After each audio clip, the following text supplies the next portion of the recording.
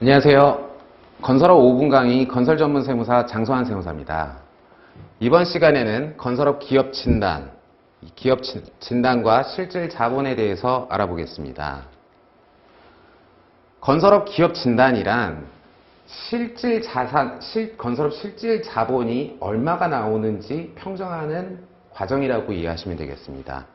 보시는 바와 같이 재무제표상 자산 부채에서 자산 부채 자본이 있으면 자산에서 부채를 뺀 금액이 자본이 되겠죠. 건설업 실질 자본이라 함은 이 자산에 부실 자산을 차감하고 누락된 자산을 증가해서 실질 자산을 계산한 후 건설업 이외의 겸업 자산을 차감해서 건설업 실질 자산을 계산하게 되고요.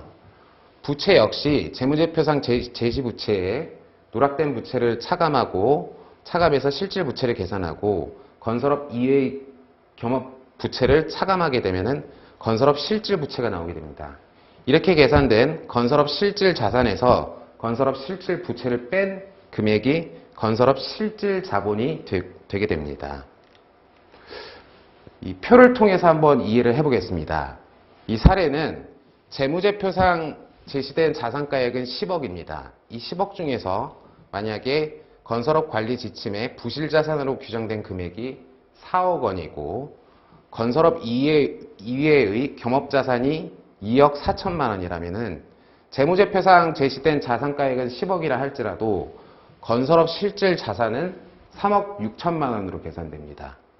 다음으로 부채 쪽을 보시면은 재무제표상 계상된 부채가액은 2억 원이었지만 재무제표에 누락된 부회부채가 1억 원이 있었더라면은 요 1억 원은 가산하고 건설업 이외의 겸업부채 1억 2천만 원을 차감하게 되면은 건설업 실질 부채는 1억 8천만 원으로 계산이 됩니다. 그래서 건설업 실질 자산 3억 6천만 원에서 건설업 실질 부채 1억 8천만 원을 차감하게 되면은 건설업 실질 자본은 1억 8천만 원이 나오게 되고 최저 자본금 2억 원에 미달하게 되는 결과에 이르게 되죠. 그래서 재무제표상 자산이 10억이고 재무제표상 부채가 2억이니까 우리는 자본이 8억이야. 그러니까 무슨 실질 자본 2억 원 충족하는 게 어렵겠어? 라고 하지만 보시는 사례와 같이 실질 자본이 최저 자본금을 충족하기는 굉장히 어려운 케이스가 훨씬 많이 있습니다.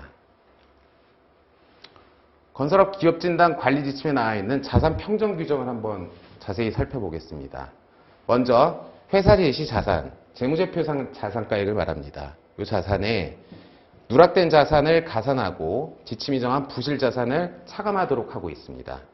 또한 지침에서 건설업 이외의 겸업 자산으로 열거한 자산은 차감하도록 하고 있습니다.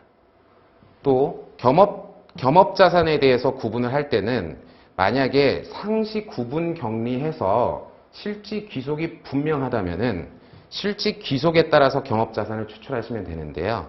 이렇지 않는 경우가 더 많죠. 그래서 구분 격리하지 않아서 구분이 불분명한 경우에는 겸업 비율에 의해서 겸업 자산을 추출하는데 이 겸업 비율은 매출액 비율이라고 이해를 하시면 편하겠습니다. 다음은 부채 평정입니다. 회사의 부채, 요거는 재무제표상 부채가액이겠죠. 요 부채에 누락된 부채, 즉 부의 부채를 가산하여 실질 부채를 산출하고 역시 마찬가지로 건설업 위에 겸업사업이 있는 경우에는 상시 구분 격리하여 실질 기속이 분명한 경우에는 실질 기속에 따라서 차감을 하고요. 역시 실질 기속이 불분명하지 않은 대부분의 경우에는 겸업 비율, 즉 매출액 비율에 따라서 겸업 부채를 추출해서 차감하시면 됩니다. 이렇게 계산된 건설업 실질 자산에서 건설업 실질 부채를 차감한 금액이 건설업 실질 자본이라고 이해를 하시면 되고 이 건설업 실질 자본은 회사가 보유한 업종의 최저 자본금 이상을 충족하고 있어야만 합니다.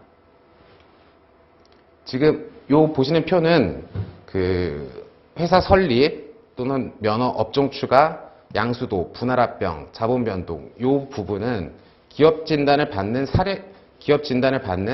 사유라고 이해를 하시면 되고요. 건설업, 소방, 정보, 전기공사업별로 각각의 사유별로 진단 기준일을 달리 정하고 있습니다.